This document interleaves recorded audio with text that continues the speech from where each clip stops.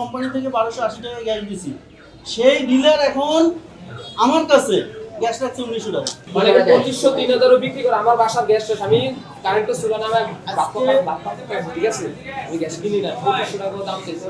ভাই এটা মূলত গ্যাসের দোকান, নতুন নিছি 1 তারিখ থেকে। তো 1 তারিখ থেকে যে দোকান নিছি, দোকানে কোনো মাল নাই, কোনো ডিলারের কাছে কোনো ধরনের কোনো মাল পাচ্ছি না যে আমি না সাধারণ মানুষের কাছে বেচবো। আর কিছু মানুষের কাছে যেই মালগুলো আছে ওনারা অনেক হাই প্রাইসে দিতেছে, তো ওই প্রাইসে মাল বেচে তো কদিন পরে পরে ঝামেলা হইতেছে, ভোক্তা অধিদপ্তর সবাই যে চার্জ করতেছে। তো এই জন্য কোনো জায়গায় মালও পাচ্ছি না, আর যেগুলো পাচ্ছি ওভার রেট ওগুলা, ওই কারণে না বিক্রি করতেছি না। আর আপাতত মনে করেন দোকান তো চালাইতে হইব ভাই, ব্যবসা করার জন্য নামছি যেহেতু, মনে করেন ভাড়া তো দিতে হইব।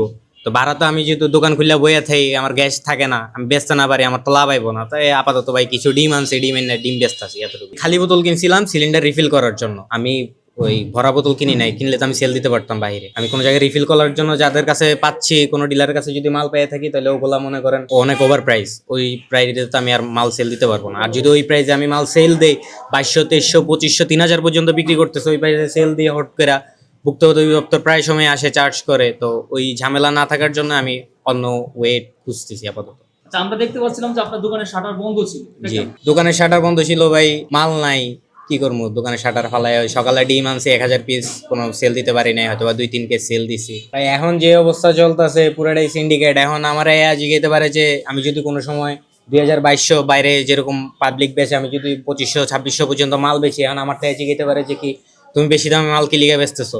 তো ওই সময় আমার যে সময় জিগাইবো, এখন আমি তো কইতে পারতেছি না যে আমার কিনা বেশি। যে সময় 1400-1500 টাকা সব গ্যাস বিক্রি করছে না, তো ওই সময় তো মানুষ আর এরকম সিন্ডিকেট করে না। কিন্তু এখন যদি আমার জিগাই যে আপনি কেন বেচবেন, আমি কেন বেচবো ভাই, আমার তো চালাইতে হইব, আমার তো পুঁজি রোজগার, এটা আমার তো চালাইতে হইব। আমি যদি প্রতি বোতলে 50 টাকা করে লাভ থাকে, আমার 200 বোতল বেচলে আমার ভাড়া উঠবো, তো আমার তো এটা সেল দিতে হইব। তো সেল দিতে না পারলে তো আমি এই ব্যবসা আগাইতে পারতেছি না।